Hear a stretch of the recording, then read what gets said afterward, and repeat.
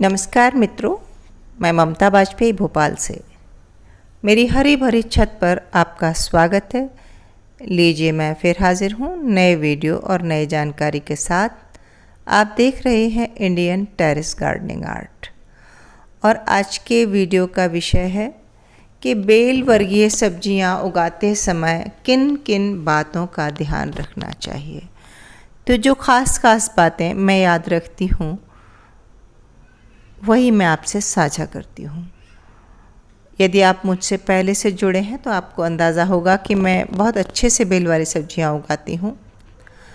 तो क्या बातें हमें ध्यान रखना चाहिए और क्या क्या इसमें परेशानियाँ आ सकती हैं और हम उनसे कैसे कैसे बच सकते हैं, आज इसी विषय पर बात करूँगी।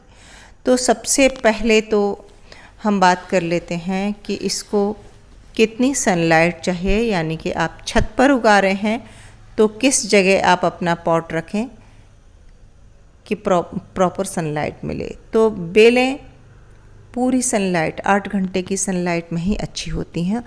ऐसी जगह ही आप पॉट रखें जहां दिन भर की धूप मिलती हो, ख़ासकर सुबह की। अब बात कर लेते हैं मिट्टी की। तो ये हैवी फीडर होती हैं और इनकी मिट्टी बनाते समय हमें 30% गोबर खाद और 10% रेत और बाकी गार्डन की मिट्टी लेना चाहिए। कंटेनर की बात करूं तो बड़े साइज़ की होना चाहिए, जैसे कि मेरे दिख रहे हैं। आप अगर लेते हैं तो 24 बाई 24 का कंटेनर ले सकते हैं। मचान बनाने की बात करते हैं। बेलों को यदि हम मचान पर चढ़ा देंगे तो फलवार अच्छी होगी। देखिए जिस तरह ये कद्दू लटक रहा है, कद्दू, करेला, तोरई, लौकी सब। अब बात कर लेते हैं बीज की। तो हम हाइब्रिड के बीज लेंगे तो ज़्यादा अच्छा है। ऐसा नहीं है कि देसी नहीं हो सकता, आप देसी भी उगाएं, लेकिन हाइब्रिड के बीज जो है ना जल्दी फसल दे देते हैं और छत पर ही उगाते समय आपको जल्दी फल मिल जाता है। अब बात कर लेते हैं कि ये गेंदा और दूसरे फूल लगे हैं, तो बेल वाली सब्जी लगा रहे हैं तब आपके पॉलिनेशन के लिए फूल ज़रूर लगाएं। ये बीज की बात है, बीज मैंने पैकेट में उगाए हैं। तो बीजों को डायरेक्ट क्यारी में न लगाएं, पहले पैकेट में उगा लें या इस तरह की ट्रे में उगा लें और फिर गमले में ट्रांसप्लांट करें। जिस तरह से ये देखिए मैंने गेंदे के उगाए हैं। मैं तो अक्सर ट्रे में ही उगाती हूँ। अगर ट्रे नहीं है तो आप एक छोटा गमला लेकर, जिसकी ऊंचाई ज़्यादा ना हो, आप घर पर पौध उगा सकते हैं। तो डायरेक्ट क्यों नहीं बोना है, क्योंकि हम जब पैकेट में डालते हैं तब हम मिट्टी बहुत अच्छी बना सकते हैं। तो बीज को हम शुरुआत में अच्छी हेल्दी मिट्टी देंगे तो उसकी ग्रोथ अच्छी होगी। ऐसा नहीं है कि डायरेक्ट नहीं लगा सकते हैं। यदि आप केयर कर सकते हैं तो डायरेक्ट भी लगाया जा सकता है। लौकी, तोरई, करेला या बेल वर्गीय सब्जियों का बीज डायरेक्ट भी लगाया जा सकता है। साथ ही बीज को लगाने से पहले रात भर गला लेना चाहिए, पानी में गला देना चाहिए और 12 घंटा गले रहने के बाद सुबह को उसे गीले कपड़े में लपेटकर या टिश्यू पेपर में लपेट कर रख देना चाहिए, तो वो अंकुरित हो जाएगा। उसके बाद हम उसे किसी पैकेट में लगा सकते हैं। यदि हमें जल्दी अंकुरण चाहिए तो ये विधि सबसे अच्छी है।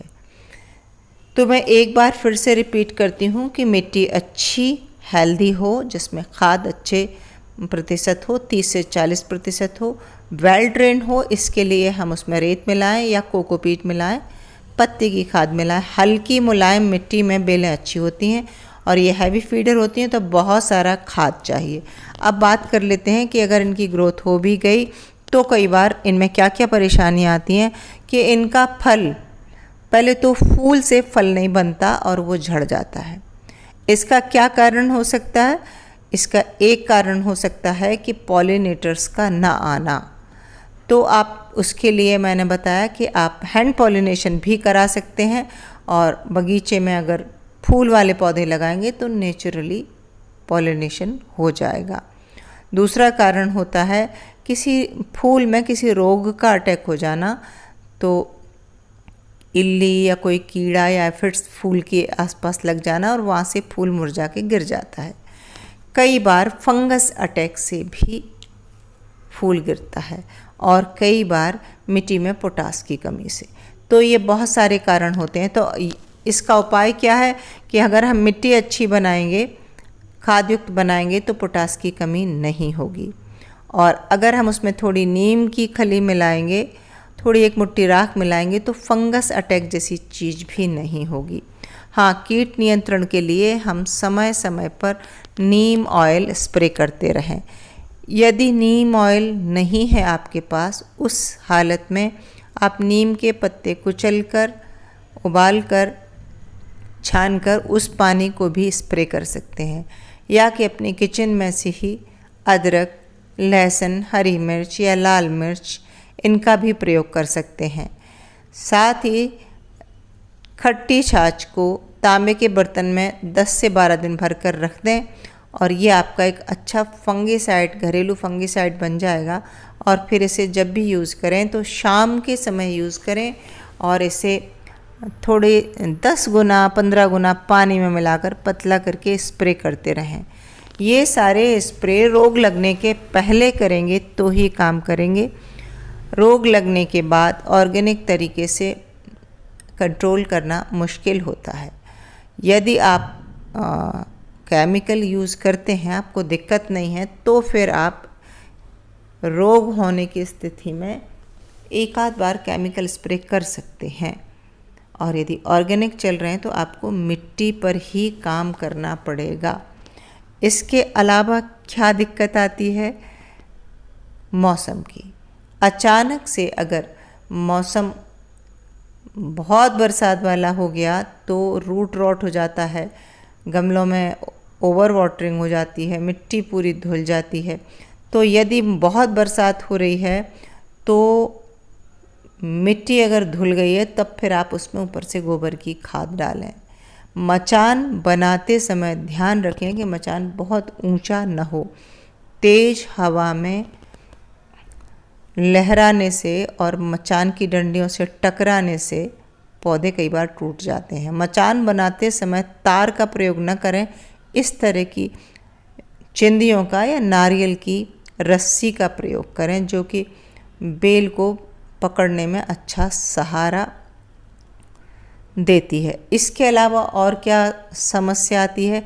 यदि मौसम एकदम से तेज हो गया, तो तापमान यदि बहुत ठंडा हो जाए या बहुत गर्म हो जाए, उस स्थिति में पॉलिनेशन नहीं होता, तो फूल से फल नहीं बनता।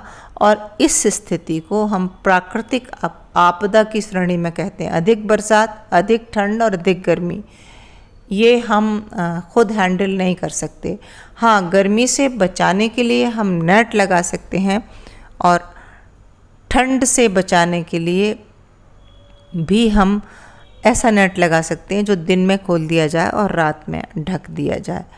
तो बेल वर्गीय सब्जियां बहुत आसानी से उगाई जा सकती हैं। यदि आप भी उगाना चाहते हैं तो बस ये कुछ खास बातों का ध्यान रखें जो कि मैंने अभी बताई हैं। उम्मीद है कि अब आप उगा सकेंगे बेल वाली सब्जियां। और वीडियो कैसा लगा कमेंट करके ज़रूर बताएं। और हाँ, बागवानी मेरे लिए एक मिशन है। मेरी कोशिश है कि हर व्यक्ति अपने छत पर कम से कम 1-2 पौधा ज़रूर उगाए। और यदि आप भी मुझसे सहमत हैं, मेरी इस बात से सहमत हैं और गार्डनिंग के शौकीन हैं, तो फिर मुझसे ज़रूर जुड़िए और आप भी कोशिश कीजिए कि आपसे जुड़े हुए लोग सब्जियां उगाएं। तो कैसा लगा वीडियो कमेंट करके बताएं। लाइक करें, शेयर करें, सब्सक्राइब तो मुझे कर ही लें। मिलते हैं अगले वीडियो में, तब तक के लिए नमस्कार।